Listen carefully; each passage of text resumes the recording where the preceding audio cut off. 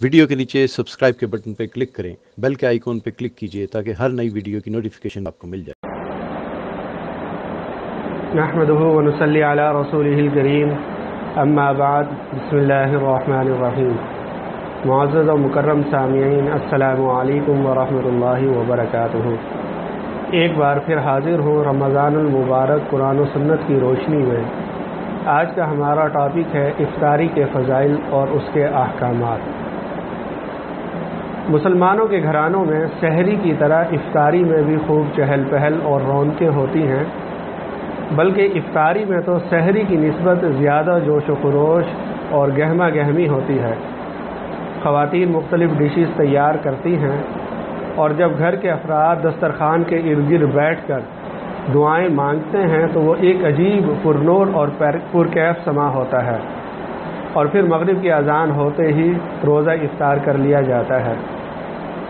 سحری کی طرح افطاری کے بھی بے شمار فضائل و احکام ہیں۔ سب سے پہلے ہم دیکھتے ہیں کہ قرآن و سنت کی روشنی میں افطاری کا وقت کب ہے، افطاری کب شروع کرنی چاہیے۔ سورۃ بقرہ کی آیت نمبر 187 میں اللہ تبارک و تعالی فرماتا ہے وَكُلُوا وَاشْرَبُوا حَتَّى يَتَبَيَّنَ لَكُمُ الْخَيْطُ الْأَبْيَضُ مِنَ الْخَيْطِ الْأَسْوَدِ مِنَ الْفَجْرِ ثُمَّ أَتِمُّوا الصِّيَامَ إِلَى اللَّيْلِ۔ یہاں افطاری کا وقت بتایا گیا ہے کہ ثُمَّ أَتِمُّوا الصِّيَامَ إِلَى اللَّيْلِ، کہ روزہ پورا کر لو، مکمل کر لو رات تک، یعنی جب رات شروع ہو تو اس وقت آپ روزہ مکمل کر لو۔ اور شرعی اعتبار سے، شرعی نقطۂ نظر سے رات سورج غروب ہوتے ہی شروع ہو جاتی ہے۔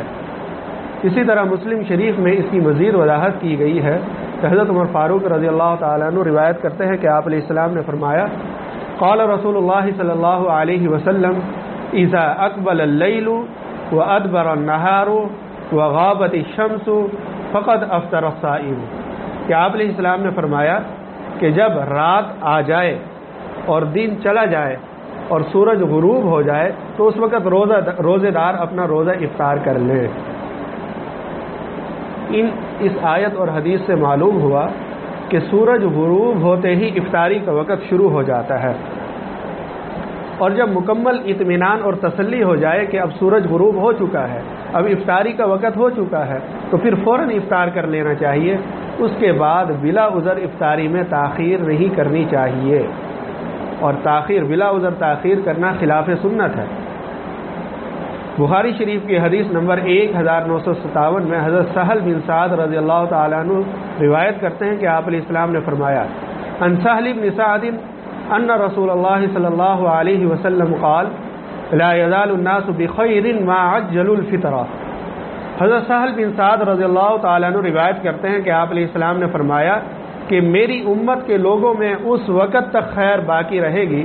کہ جس وقت تک وہ افطاری میں جلدی کرتے رہیں گے، یعنی خیر کا تعلق افطاری کے ساتھ رکھا گیا۔ اس حدیث کی مزید وضاحت ابو داؤد شریف کی حدیث نمبر 2353 میں ہے کہ حضرت ابو ہریرہ رضی اللہ تعالیٰ عنہ روایت کرتے ہیں کہ آپ علیہ السلام نے فرمایا لا يزال الدین ظاہرا ما عجل الناس الفطر لأن اليهود والنصارى يؤخرون، کہ آپ علیہ السلام نے فرمایا کہ دین اسلام ہمیشہ غالب رہے گا جب تک لوگ افطاری میں جلدی کرتے رہیں گے، کیونکہ یہود و نصارہ افطاری میں تاخیر کرتے ہیں۔ یعنی افطاری اگر جلدی کی جائے تو دین اسلام غالب رہے گا۔ اس میں کسی کو اشکال ہو سکتا ہے کہ افطاری کے ساتھ، افطاری کے وقت کے ساتھ دین اسلام کے غلبے کا کیا تعلق ہے؟ تو اس کا بہت گہرا تعلق ہے، اور اس کی طرف اشارہ ہے لِأَنَّ الْيَهُودَ وَالنَّصَارَى يُؤَخِّرُونَ،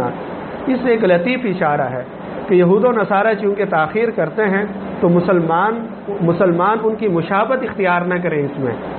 کھانے پینے میں، افطاری کے وقت میں بھی یہود و نصارہ کی مشابہت اختیار نہ کریں، بلکہ ان کی مشابہت سے بچیں۔ جیسے ہی یقینی طور پر افطاری کا وقت ہو جائے تو پھر روزہ افطار کر لیں۔ ہاں اگر کبھی شک ہو تو پھر اس صورت کے اندر احتیاطاً رکنا چاہیے، احتیاط کرنی چاہیے کچھ منٹ، لیکن جب مکمل اطمینان اور تسلی ہو جائے تو اس کے بعد پھر بلا عذر تاخیر نہیں کرنی چاہیے، کیونکہ اگر تاخیر کی جائے گی تو یہود و نصارہ سے مشابہت ہے۔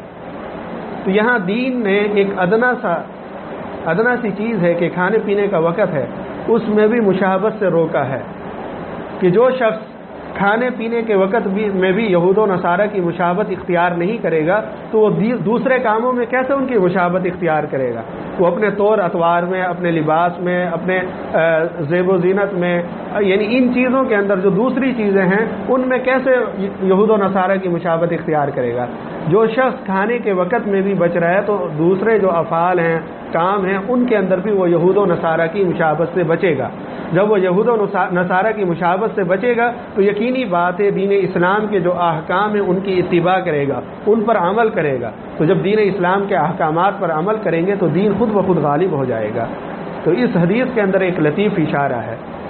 کہ مشرکین کی، غیر مسلموں کی کسی بھی چیز میں مشابہت اختیار نہیں کرنی چاہیے، جان بوجھ کر قصداً مشابہت ان کی اختیار نہیں چاہیے، حتیٰ کہ جو کھانے کا وقت ہے اس کے اندر بھی مشرکین کی مشابہت اختیار نہیں کرنی چاہیے یا اہل کتاب کی مشابہت اختیار نہیں کرنی چاہیے۔ لیکن ہمارا جو عمل ہے وہ بالکل اس کے برعکس ہے۔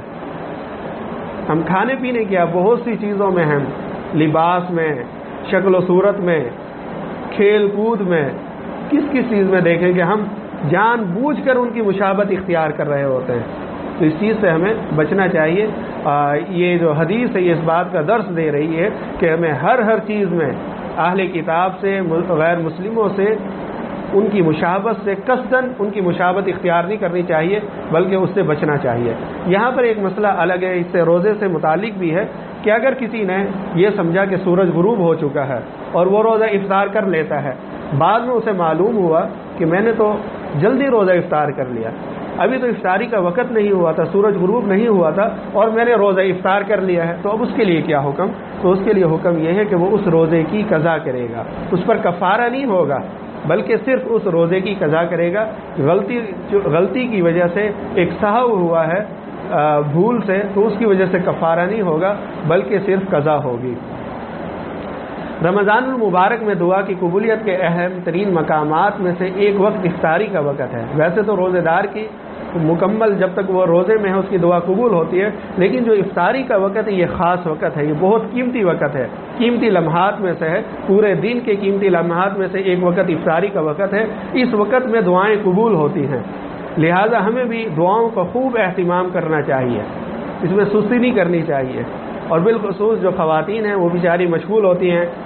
گھروں کے، اس وقت فل یعنی ان کے مصروفیت کا وقت ہے، کوئی کھانے کی کوئی چیز دینی ہے، کسی کو مکمل کرنا ہے، اس قسم کا، تو کوشش کریں وہ یہ چیزیں، یہ کام پہلے کر لیں اور وہ بھی دسترخوان پر بیٹھیں اور دعاؤں کا اہتمام کریں۔ اور بالفرض اگر کبھی دعا کا اہتمام اس طرح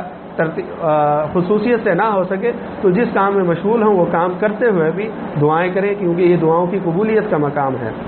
قبولیت کا وقت ہے۔ ابن ماجہ میں حدیث نمبر 1753 میں حضرت عبداللہ بن عامر بن عاص رضی اللہ تعالیٰ عنہ فرماتے ہیں کہ آپ علیہ السلام نے فرمایا،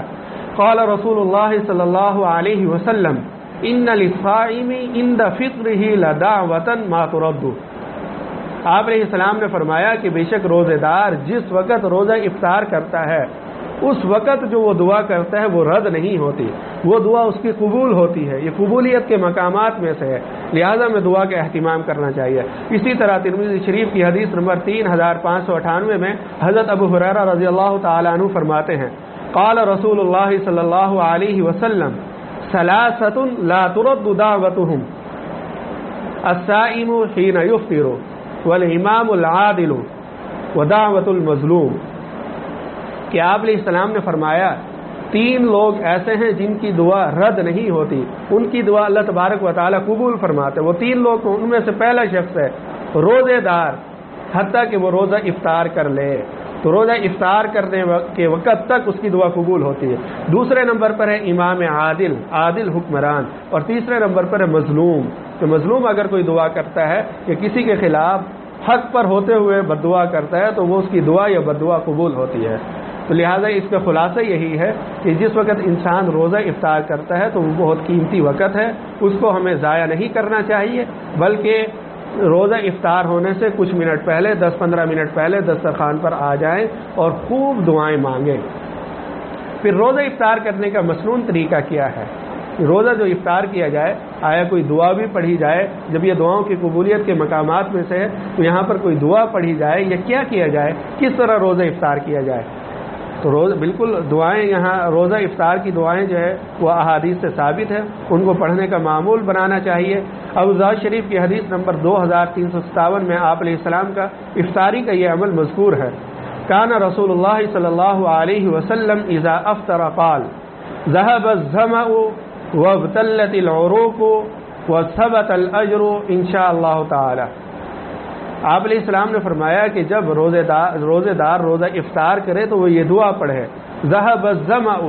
کہ پیاس ختم ہو گئی، وابتلت العروق رگیں تر ہو گئی، وثبت الاجر ان شاء اللہ تعالی، اور اگر اللہ تعالی نے چاہا تو ثواب بھی مل گیا۔ اخلاص نیت سے جب روزہ رکھا تو اس کا ثواب بھی انشاءاللہ ملے گا۔ اور اسی طرح ابو داؤد شریف ہی میں اس سے اگلی حدیث ہے 2358، اس میں آپ علیہ السلام کا یہ دوسرا عمل مذکور ہے۔ ان نبی صلی اللہ علیہ وسلم کان اذا افطر قال اللہم لک صمت وعلی رزقک افطرت، کہ آپ علیہ السلام جب روزہ افطار فرماتے تو یہ دعا پڑھتے، اللہم لک صمت، اے اللہ تیرے لیے میں نے روزہ رکھا، وعلی رزقک افطرت، اور تیرے دیے ہوئے رزق ہی سے میں روزہ افطار کر رہا ہوں۔ یہ اللہ تبارک و تعالیٰ کے لیے ہی روزہ رکھا، پھر اللہ ہی نے رزق دیا اور اسی سے انسان روزہ افطار کر رہا ہے۔ تو افطاری کی یہ دعا کب پڑھنی چاہیے؟ آئے افطاری سے پہلے پڑھیں، افطار کرتے ہوئے پڑھیں، افطار کرنے کے بعد پڑھیں۔ یہ دعائیں کس طرح پڑھیں؟ جو دوسری دعا ہے اللہم لک صمت وعلی رزقک افطرت، تو یہ کسی بھی وقت پڑھ سکتے ہیں۔ افطاری سے پہلے پڑھنا چاہیں پہلے پڑھ سکتے ہیں، درمیان میں پڑھنا چاہیں درمیان میں پڑھ سکتے ہیں، افطار کرتے ہوئے پڑھنا چاہیں افطار کرتے ہوئے پڑھ سکتے ہیں۔ جس طرح بھی پڑھیں گے سنت ادا ہو جائے گی۔ البتہ عام معمول یہ دعا پہلے پڑھنے کا ہے، افطاری سے پہلے پڑھنے کا۔ البتہ جو دوسری دعا ہے ذهب الظمأ وابتلت العروق وثبت الاجر ان شاء اللہ، یہ دعا افطار کرنے کے بعد ہے کہ جب انسان افطار کر لے تو اب جیسے ہی افطار کر لیا اس کے بعد پڑھ لیں یا کچھ ٹھہر کر پڑھ لیں، دونوں طرح پڑھ سکتے ہیں۔ البتہ یہ افطاری سے پہلے پڑھنا مناسب نہیں ہے، بلکہ افطار کرتے ہوئے یہ افطار کرنے کے بعد پڑھنا زیادہ بہتر ہے۔ اور پھر یہ کہ روزہ کس چیز سے افطار کیا جائے؟ آپ علیہ السلام کا اس میں کیا عمل تھا؟ ایک مسلمان کو ہر چیز میں دیکھنا چاہیے کہ ہمارے پیارے نبی حضرت محمد صلی اللہ علیہ وسلم اور ان کے صحابہ کرام کا کیا عمل تھا۔ تو افطاری میں آپ علیہ السلام کا کیا عمل تھا، کس چیز سے آپ علیہ السلام افطار کیا کرتے تھے؟ تو ابو داؤد شریف کی حدیث نمبر 2355 میں حضرت عامر بن سلمان رضی اللہ تعالیٰ عنہ روایت کرتے ہیں کہ آپ علیہ السلام نے فرمایا قال رسول اللہ صلی اللہ علیہ وسلم اذا كان احدكم صائما فليفطر على التمر فإن لم يجد التمر فعلى الماء فإن الماء طهور، کہ آپ علیہ السلام نے فرمایا کہ جب تم میں سے کوئی ایک روزے دار ہو تو اسے چاہیے کہ وہ کھجور سے روزہ افطار کرے، اور اگر اسے کھجور نہ ملے، کھجور اس وقت مہیا نہ ہو، اس وقت موجود نہ ہو، تو پھر وہ پانی سے روزہ افطار کر لے، کیونکہ پانی بھی پاکیزہ چیز ہے، پاک چیز ہے۔ اور اس کی مزید وضاحت ابو داؤد شریف کی حدیث نمبر 2356 میں ہے، اس کو مزید وضاحت سے ذکر کیا کہ کانا رسول اللہ صلی اللہ علیہ وسلم یفطر علی رطبات قبل ان یصلی فإن لم تكن رطبات فعلى تمرات فإن لم تكن حسوات من ماء، کہ آپ علیہ السلام تر کھجوروں سے روزہ افطار کرتے تھے مغرب کی نماز سے پہلے۔ مغرب کی نماز سے پہلے تر یا تازہ کھجوروں سے آپ علیہ السلام افطار فرمایا کرتے تھے، اور اگر تازہ یا تر کھجوریں آپ اس وقت موجود نہ ہوتی تو خشک کھجوروں سے آپ علیہ السلام روزہ افطار فرما لیا کرتے تھے، اور اگر خشک کھجوریں بھی نہ ہوتی تو پھر پانی سے آپ علیہ السلام روزہ افطار فرما لیا کرتے تھے۔ تو یعنی افطاری کس چیز سے کی جائے، اس کا مسنون طریقہ کیا ہے؟ تو مسنون طریقہ یہ ہے کہ اگر ممکن ہو تو تازہ کھجوروں سے، اور اگر تازہ کھجوریں موجود نہ ہوں تو خشک کھجوروں سے، جیسے کہ عام طور پہ کھجوریں ملتی ہیں، انہی کھجوروں سے روزہ افطار کر سکتے ہیں، اور اگر وہ بھی نہ ہو تو پھر انسان پانی سے روزہ افطار کر لے۔ اور بالفرض اگر ایسے مقام پر ہیں کہ جہاں پانی نہیں ہے تو پھر جو بھی چیز، جو بھی رزق اللہ تبارک و تعالی نے مہیا کیا ہے اس سے بندہ افطاری کر لے۔ جب روزے کا وقت ہو گیا تو اب مزید انتظار نہ کرے کہ بھئی فلاں جگہ جائیں گے ہم، وہاں پانی ملے گا تو یا کھجور ملے گی، اس سے ہم روزہ افطار کرتے نہیں، ایسا نہیں کرنا چاہیے۔ جب یقینی طور پر روزے کا وقت ہو گیا تو اس وقت یہ چیزیں موجود ہوں تو ان سے روزہ افطار کر لیں، اور اگر یہ چیزیں موجود نہ ہو تو پھر جو بھی اللہ تبارک و تعالیٰ نے اس وقت جو چیز مہیا کی ہے اس سے روزہ افطار کر لینا چاہیے۔ جیسے روزہ رکھنے کے اور پھر روزہ افطار کرنے کے اس کے فضائل ہیں، اسی طرح روزے دار کا روزہ افطار کرانے کے بھی فضائل ہیں۔ ایک انسان نے روزہ رکھا ہے، اب دوسرا شخص اس کا اگر روزہ افطار کراتا ہے تو اس کی بھی فضیلت ہے۔ ترمذی شریف کی حدیث نمبر 807 میں حضرت زید بن خالد رضی اللہ تعالیٰ عنہ فرماتے ہیں کہ آپ علیہ السلام نے فرمایا، قال رسول اللہ صلی اللہ علیہ وسلم من فطر صائما كان له مثل اجره غیر انه لا ينقص من اجر الصائم شيئا، کہ آپ علیہ السلام نے فرمایا کہ جو شخص کسی روزے دار کا روزہ افطار کراتا ہے تو اس کو اسی کی مثل اجر ملتا ہے، اس کو روزے دار ہی کی طرح ثواب ملتا ہے۔ تو اس میں کسی کو اشکال ہو سکتا ہے کہ شاید یہ جو ثواب ہے یہ ڈیوائیڈ ہو جائے، تقسیم ہو جائے کہ آدھا روزے دار کو ملے اور آدھا ثواب افطار کرانے والے کو ملے، شاید اس قسم کا معاملہ ہو تو کسی کو یہ شک ہوتا ہے۔ تو مزید خود حدیث پاک میں آگے اس کی وضاحت کر دی کہ غیر انہ لا ينقص من اجر الصائم شیئا، کہ روزے دار کا بالکل بھی اجر کم نہیں ہوگا، روزہ افطار کرانے والے کو جو اجر ملے گا وہ بھی پورا ملے گا اور روزے دار کو بھی پورا اجر ملے گا، اس کا اجر تقسیم ہو کر روزہ افطار کرانے والے کو نہیں ملے گا۔ لیکن ایک بات یہاں پر ذہن میں رہے کہ روزہ اگر افطار کرایا جائے تو نیت خالص ہو۔ جیسے ہمارے مختلف پارٹیاں ہوتی ہیں، بعض تو سیاسی پارٹیاں ہوتی ہیں، بعض اس سے ہٹ کر ہوتی ہیں کہ افطار پارٹیاں ہوتی ہیں، بلکہ کراچی کے اندر تو مختلف جگہ پڑھنے میں آیا کہ 4000 دسترخوان مختلف مقامات پر 4000 دسترخوان لگائے گئے ہیں۔ مفتی زبیر صاحب نے جو بھائی کی طرح ہیں ہمارے، تو انہوں نے ایک واٹس ایپ پہ ویڈیو بھیجی، تو بہت طویل دسترخوان تھا، روڈ پہ ہے کوئی بھی آ جائے، کسی قسم کی کوئی تفریق نہیں ہے، دسترخوان لگتے ہیں، کوئی انسانیت کے نام پر، اسلام کے نام پر ہے، کسی کوئی مذہبی تفریق ہو کہ فلاں فرقے کا نہیں آ سکتا فلاں، نہیں، اس قسم کی کوئی بات نہیں ہے، یہ دسترخوان لگ رہے ہوتے ہیں۔ لیکن اس میں ایک چیز کا خیال رہے صرف، یا ویسے ہی اگر کوئی گھر میں افطاری کرتا ہے تو ایک چیز کا خیال رہے کہ نیت خالص ہو، دکھلاوا مقصد نہ ہو۔ اگر دکھلاوا مقصد ہے تو پھر کوئی اجر و ثواب نہیں بلکہ الٹا پکڑ ہو سکتی ہے۔ تو افطاری جو شخص بھی افطاری کرائے خالص نیت سے کرائے، اللہ تعالیٰ کی رضا مقصد ہو، کیونکہ آپ علیہ السلام احادیث میں آیا ہے کہ انما الاعمال بالنیات، کہ اعمال کا دار و مدار نیتوں پر ہے، جیسی نیت ہوگی ویسا اجر و ثواب ہوگا۔ نیت خالص اللہ کی رضا کی ہوگی تو جو احادیث میں اجر و ثواب آیا وہ بھی ملے گا، اس سے بڑھ کر بھی مل سکتا ہے۔ اللہ تبارک و تعالیٰ غفور الرحیم ہے، وہ جتنا اجر و ثواب دینا چاہیں دے سکتے ہیں۔ اور بلکہ جب انسان کوئی افطاری کر رہا ہے تو صرف عمراء کو نہ بلائے بلکہ غریبوں کو بھی بلائے، غریبوں کو بھی اس میں شامل کرے، اور اسی طرح نیک لوگوں کو بھی شامل کرے، بلکہ نیک لوگوں کو تو شامل کرنے کی احادیث مبارکہ میں ترغیب آئی ہے۔ ابو داؤد شریف کی حدیث نمبر 3856 میں آپ علیہ السلام نے اس بات کی ترغیب دی ہے،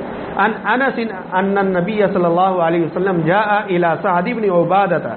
فجاء بخبز وزیت فاکل ثم قال، حضرت انس رضی اللہ تعالیٰ عنہ روایت کرتے ہیں کہ بے شک آپ علیہ السلام حضرت سعد بن عبادہ رضی اللہ تعالیٰ عنہ کے پاس آئے، روزے کی حالت میں ان کے پاس آئے، تو وہ روزہ افطاری کے لیے حضرت سعد بن عبادہ رضی اللہ تعالیٰ عنہ روزہ افطاری کے لیے روٹی اور زیتون کا تیل لے کر آئے، تو آپ علیہ السلام نے اس سے روزہ افطار کیا۔ روزہ افطار کرنے کے بعد آپ علیہ السلام نے یہ دعا دی،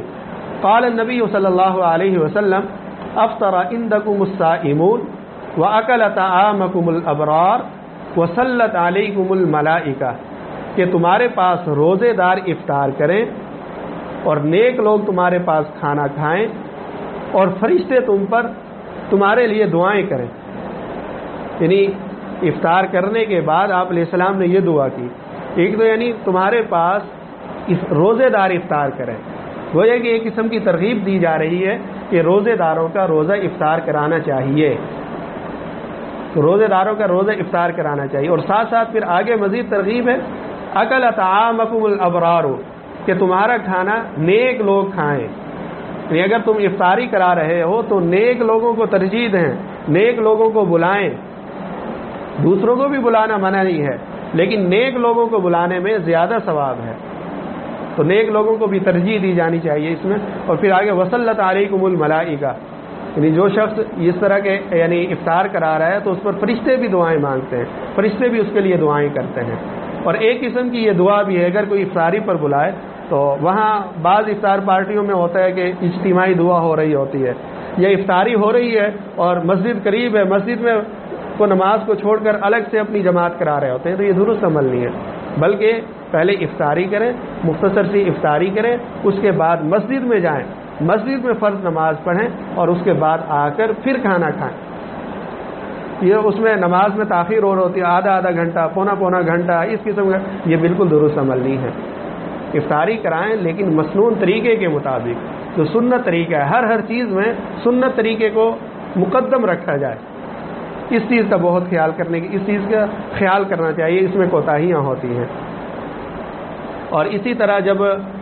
جس کو بلایا گیا وہ بعد میں دعا دے سکتے ہیں. ہاں ایک اور چیز ہے مزید